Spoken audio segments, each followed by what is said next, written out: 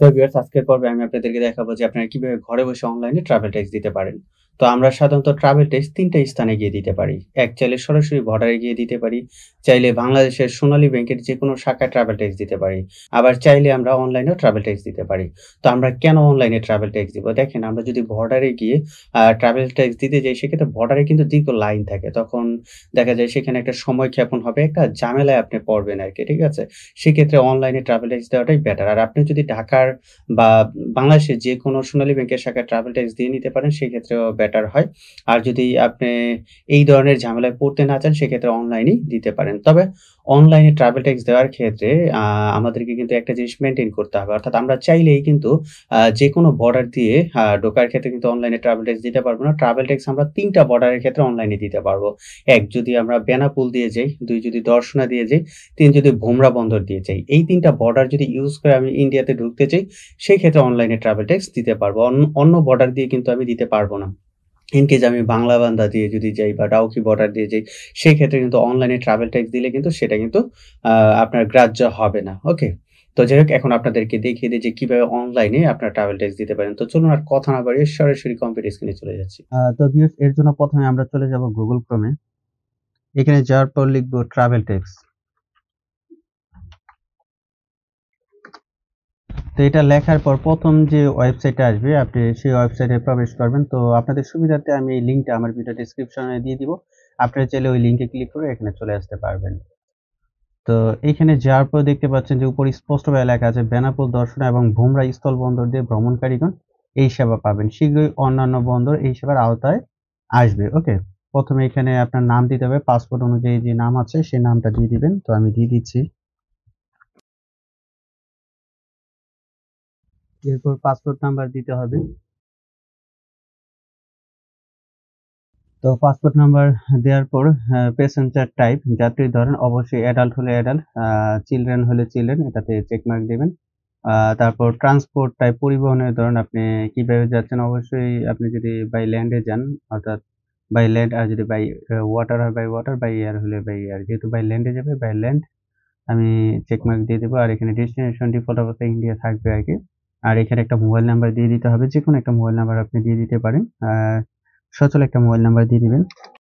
তো আমি mobile number দিয়ে দিলাম। তো দেখতে পাচ্ছেন যে এখানে আপনার ট্রাভেল ট্যাক্স বর্তমানে ৳১,০০০, এখানে ডিফল্ট অবস্থায় থাকবে। আর ইন ওয়ার্ড কথায় লেখা আছে 1000 অনলি, এটা আপনাকে ফিল আপ করতে হবে না। এই তথ্যগুলো দেওয়া হয়ে গেলে আপনাকে সাবমিট এই অপশনে ক্লিক করতে হবে। তো ভালো করে চেক করে নিবেন আরকি। তো আমি সাবমিট এই অংশে ক্লিক করলাম। তো এখানে ক্লিক করার পর আবার আপনাকে এগুলা review your information and make payment. তো এটা আরেকবার আপনাকে চেক করে নিতে বলবে আরকি। দেখবেন যে পাসওয়ার্ডের সাথে মিলে সবকিছু ঠিক আছে কিনা। দেখেন, আ এখানে আমি মিলিয়ে নিচ্ছি আরকি।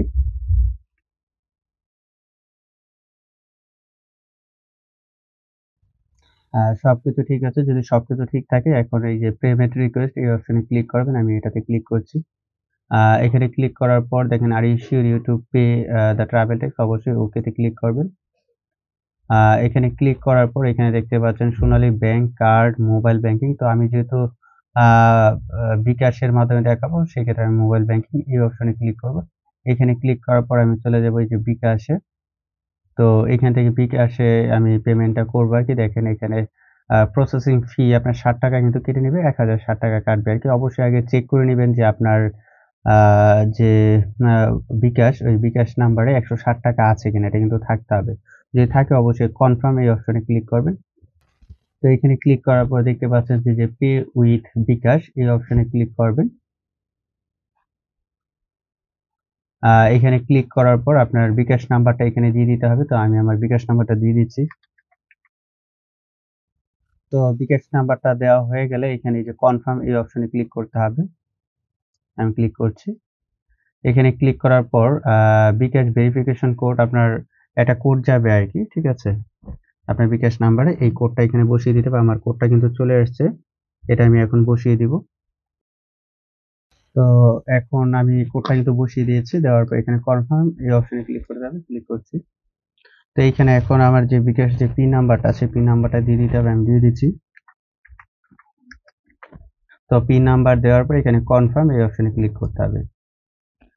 তো আমি কিন্তু ক্লিক করে দিয়েছি। তো দেখতে পাচ্ছেন যে আমার যেই ট্রাভেল টেক্সট এটা কিন্তু দেওয়া হয়ে গেছে, ঠিক আছে? এখন এই কপিটা কিন্তু আপনার প্রিন্ট দিয়ে বর্ডারে কিন্তু দেখাতে হবে, ঠিক আছে? এটা অবশ্যই আপনি প্রিন্ট দিবেন। তো এখানে দেখেন এই যে ব্যাক, এই যে প্রিন্টার ভাউচার এখানে না আপনি ডাউনলোড পিডিএফ এই অপশনে ক্লিক করবে, ঠিক আছে? তো আমি এখানে ক্লিক করছি। তো ক্লিক করার সাথে, সাথে কিন্তু আমার এই যে আ এই ট্রাভেল টেক্সট এর যে কপিটা এটা কিন্তু ডাউনলোড হয়ে গেছে আরকি, ঠিক আছে? এটা ডাউনলোড হয়ে গেছে। দেখতে পাচ্ছেন এটা ডাউনলোড হয়ে গেছে। তো কোনো কারণে যদি আপনি ডাউনলোড করতে না পারেন সেক্ষেত্রে কোনো টেনশন করার কিছু নেই। আপনি চাইলে পরবর্তীতে এটা কিন্তু ডাউনলোড করতে পারবেন। এই যে এইখানে দেখেন এই যে কর্নারে লেখা আছে পাসপোর্ট নাম্বার। এই যে আপনি যদি এইখানে পাসপোর্ট নাম্বারটা দেন, সেক্ষেত্রে আপনি পুনরায় এটা ডাউনলোড করতে পারবেন। তো যাই হোক ভিউয়ার্স আশা করি আপনারা বুঝে গেছেন যে কিভাবে অনলাইনে ঘরে বসে ট্রাভেল ট্যাক্স পরিশোধ করতে পারবেন। তো ভিডিওটি যদি আপনাদের ভালো লেগে থাকে তাহলে অবশ্যই ভিডিওতে একটা লাইক দিবেন, কমেন্টস করবেন এবং পরবর্তীতে ইন্ডিয়ান ভিসা সম্পর্কিত বা পাসপোর্ট সম্পর্কিত যেকোনো ধরনের আপডেট পেতে চ্যানেলটি সাবস্ক্রাইব করে আমাদের সাথে থাকবেন। ধন্যবাদ সবাইকে।